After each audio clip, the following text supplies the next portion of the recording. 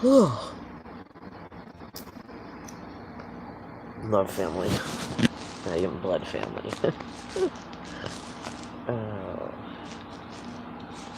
It's like so much karma because of Jesse going to prison in 2015 for fucking molesting Elizabeth.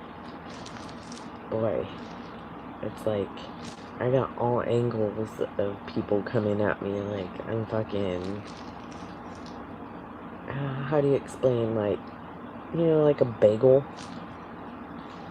or 2 bananas?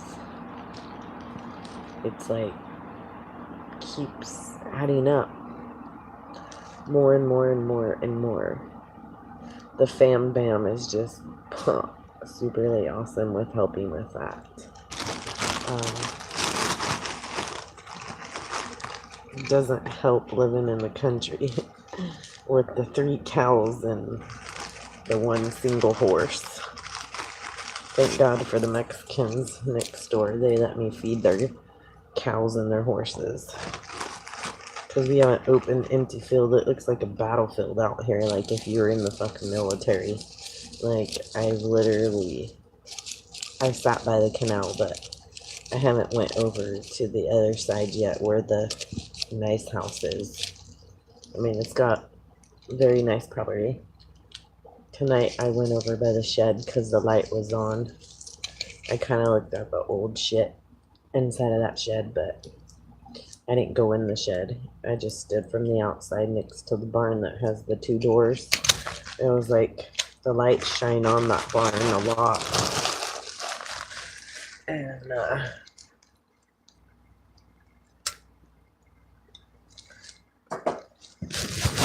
the neighbors next door, they have little kids, like little kids. Pretty much, I rarely see them outside, and when I see them outside, they're either riding their electric quads or they're playing on these neat little bicycles that are super cool. I know they paid a shit ton of money for those because they're like awkward looking bikes. Like, I don't know. Look, it's 1:45 in the morning.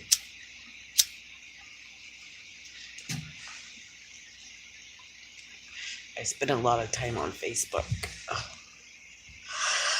I shouldn't.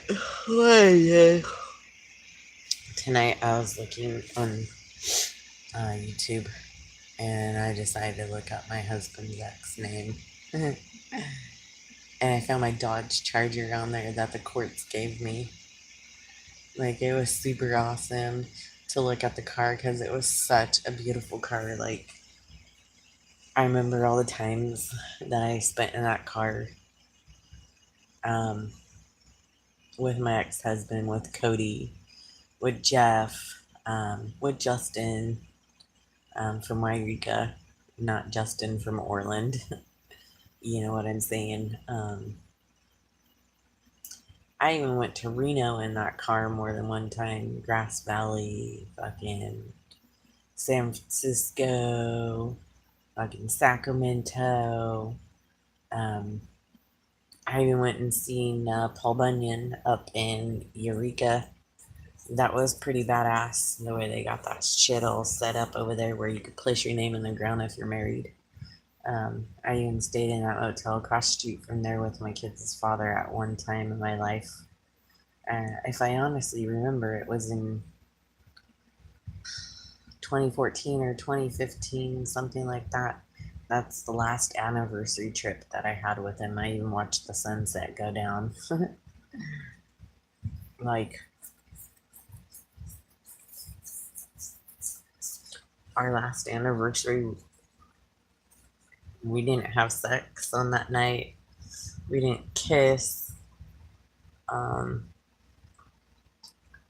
We literally didn't do nothing. We tried to get along, but we couldn't get along no matter what. Like, it was like there was love there, but there wasn't love there.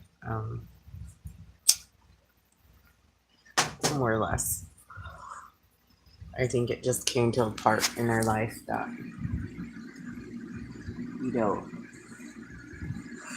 we were there for the kids, but we weren't there for each other. We didn't know each other anymore. I mean, maybe deep down inside, but I don't see the love that we had.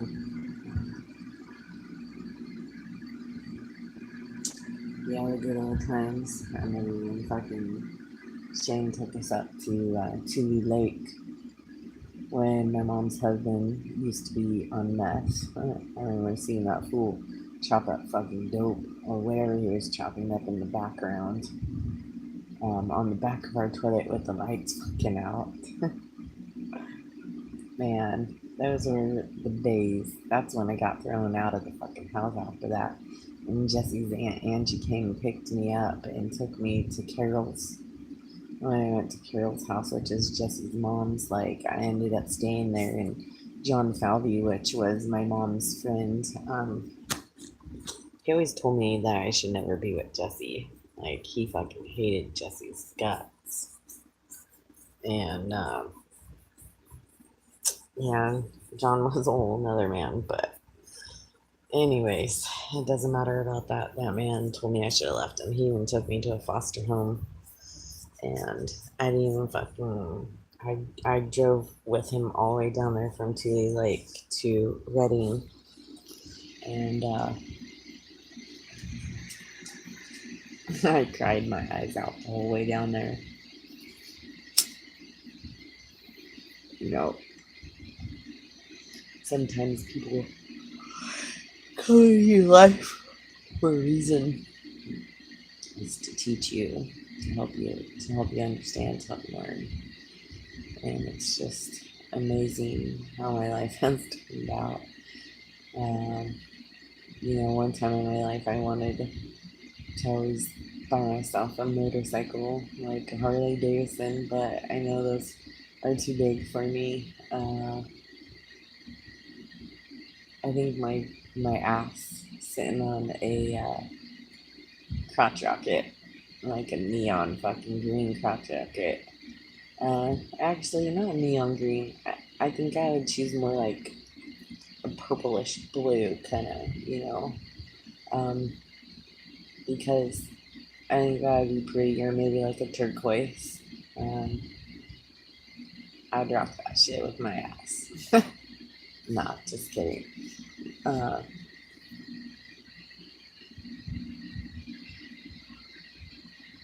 don't know.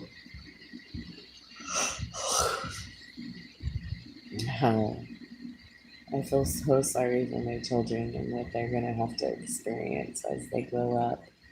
I just kind of hope and pray that my kids get to go to the military or involve themselves in the military.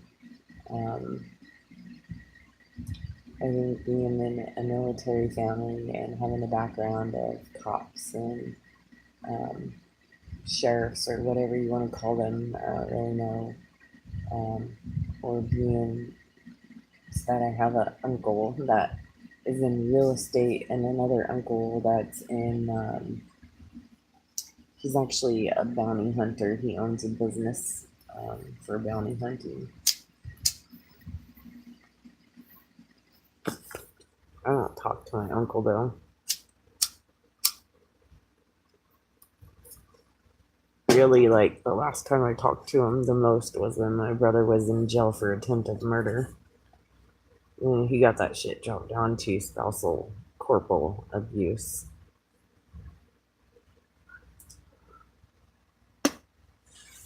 Now that shit face sits up in my trailer. Yeah. I wonder if the Wi-Fi is on. Look. I turned the Wi-Fi off and I can even get my Metro piece of shit fucking service that I pay a lot of fucking money for that I don't even have a service out here for. Like, this shit is fucking ridiculous. It's like torture the rest of my fucking life. What about you motherfucking nice bitches? Like, what the fuck? Y'all fucking don't even go to NA meetings, and it's like, I see so many people that act like they're in recovery, and it's like funny that they're not, and they grow marijuana plants up in their fucking backyard and shit. Fucking make them all short and bushy and like spouty and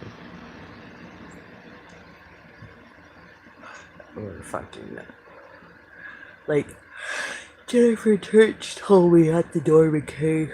You know, we got cucumbers and tomatoes growing in our backyard, and we got all kinds of plants growing up in here. We're making like a full garden. Yeah. Well, back in the day when I lived on Liberal Avenue, I used to have a nice, beautiful, beautiful home. Absolutely gorgeous with wooden floors. Um, 3 bathrooms, all on the right side. Um, then there was 2 rooms that were on the left. One was hella big, which was the washroom. But in the washroom, it had a single room that kind of would be like an office room or, you know, whatever. Um, and that was mine and my husband's room. uh, yeah, that was back in the day. Like, I remember we had a bathroom connected to our um, bedroom, but it was on the outside of the house. It wasn't in the inside of the house. My kids had their rooms that were inside of the house. They had a door that shut off from it. And you walk in the living room. The living room was all like fucking opened up, and it was huge. It had a fucking fireplace. I sat on 40 acres in the fucking country with a nice ass creek behind me. The only bad thing is that when it was winter time, it flooded and came um, all the way up to the fucking doorstep. Like, literally, I thought that shit was gonna flood in the house, but I was trying to get insurance on that. But they wanted like so much money for fucking insurance. I couldn't even afford insurance. I had to let the insurance go. Like, didn't even buy insurance. Yeah, that was days. I still have nightmares from that house. Like, severe fucking nightmares. And people being out in the road, and like people being in the trees in there. Like, I remember sitting in my truck smoking weed a lot. And just like reading in my Bible and listening to Lauren Daigle a lot. I listened to Lauren Daigle like a lot. Same with Casting Crowns. Like, I remember my son gave me that CD. Um, the church, neighborhood church, gave it to him. You know, these are cherry bulbs.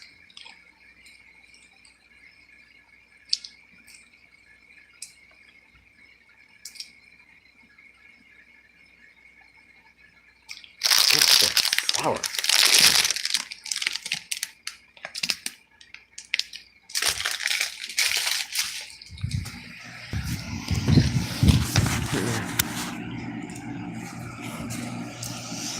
Boy.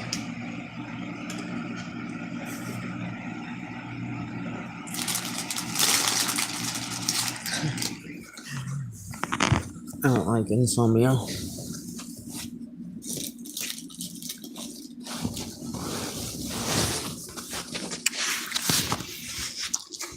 You know,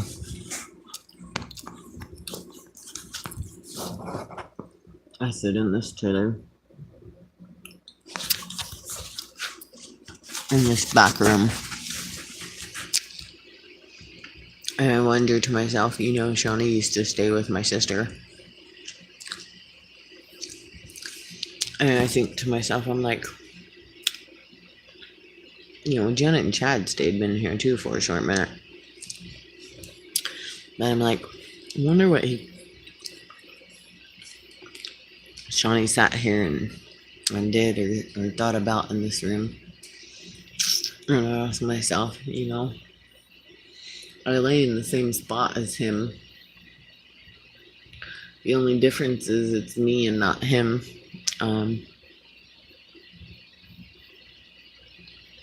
I wonder, you know, all the nights that he slept in this trailer, what he thought and what his feelings and things that he went through. Cause he was a fucking gay dude. He was straight up hardcore gay man.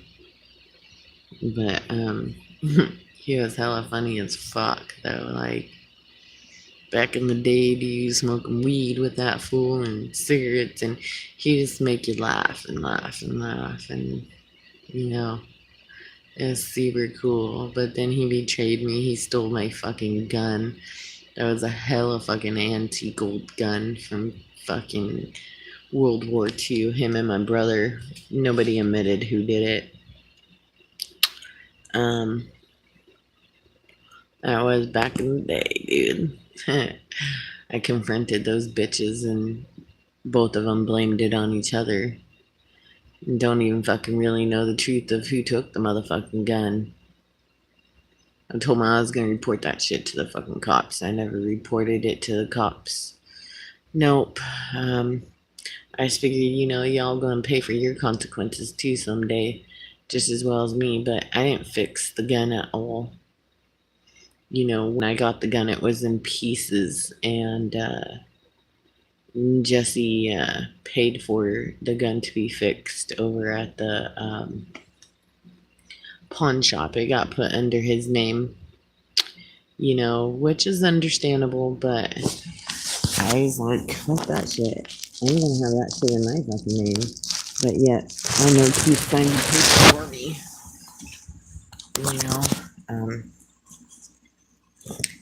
Because Keith signed a yellow piece of paper that stated everything that was left in the house that we could have.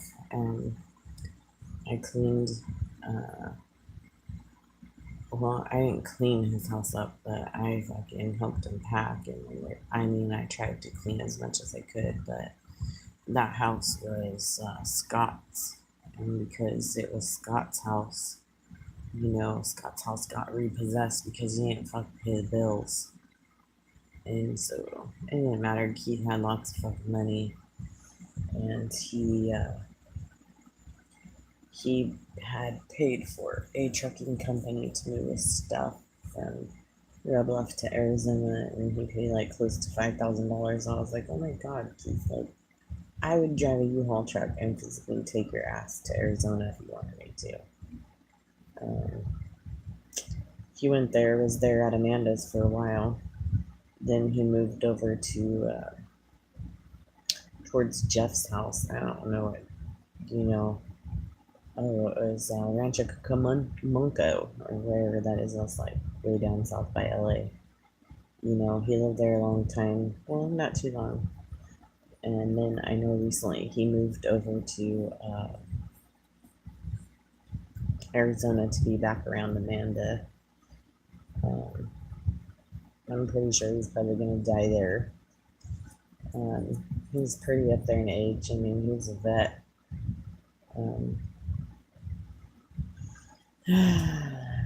Linda and Bill, which is his family, they live in Corning still. He was a judge and she was a psychologist for children. They own the Scott Ranch. Super cool people that have helped me out in my life. Maybe not a lot, like they didn't pay me a whole lot of money when I did work for them, but I didn't really work for them. Elizabeth worked for them more than I did. But Keith and Linda, I worked for them like a whole lot, and I paid a lot of money for. I didn't pay a lot of money, but Keith paid me a lot of money, and that was because I took care of his wife under the table. Especially when he went to England. Like, I remember having to go there 3 to 4 times a day to change her butt, change her wound vac because she had bed sores, really bad bed sores. I felt so bad for her. And her legs were all turned to the side because she sat in bed for so long that her bones just turned that way. And I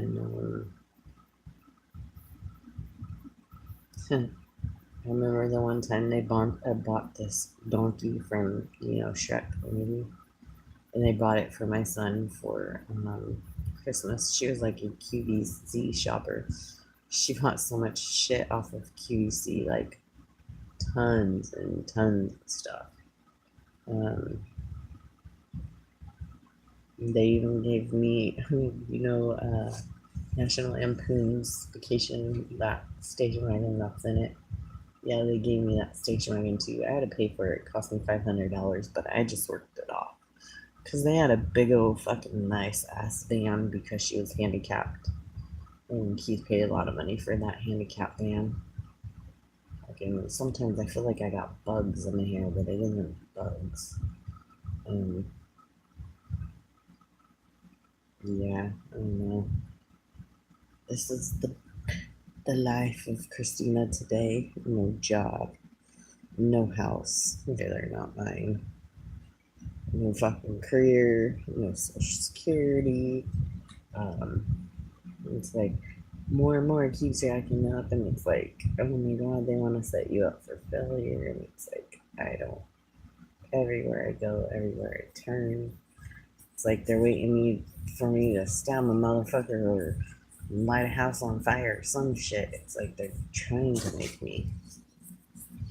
Anyways, I don't like talking about it. I start talking about it, and I don't know. Like, what about your stories, man? Sometimes I even wonder if you guys tell me the correct story or if it's a lie. Because should I make up lies too? I mean, like, I don't know what to say. Is that what we're supposed to do? Is be habitual liars? That's my kid's footprint. Yeah. It never got filled in because I didn't want it shaded. Um, my kid's father did that. And here's my other one. That's my son. And I have another one on my chest, which is a rose. And it's got their father's name on it, which I want to take that bitch off. Even especially on my back. Like, I hate walking around with that fucking tattoo. The heart's halfway filled. And it's blue and red, and I'm like, fuck.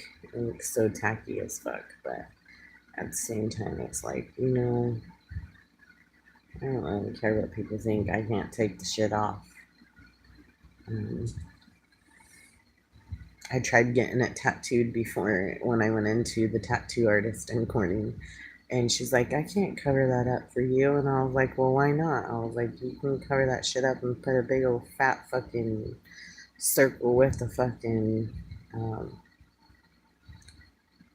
I forget what I said. It was what I wanted to put on there. And she's like, no, I can't do that. I'm like, okay, whatever.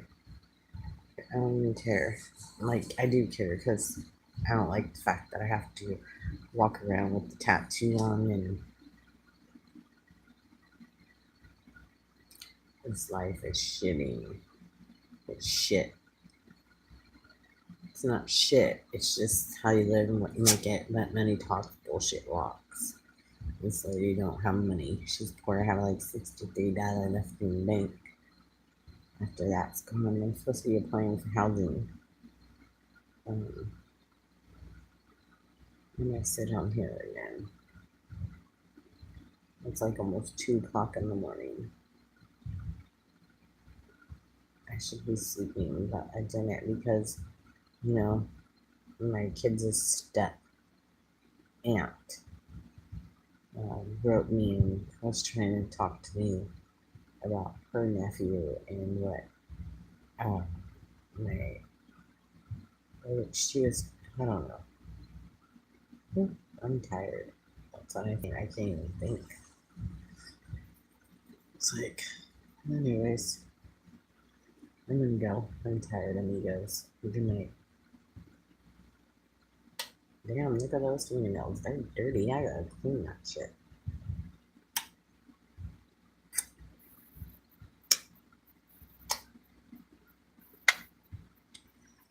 Like my grandpa would do to me when I was a kid. Yes.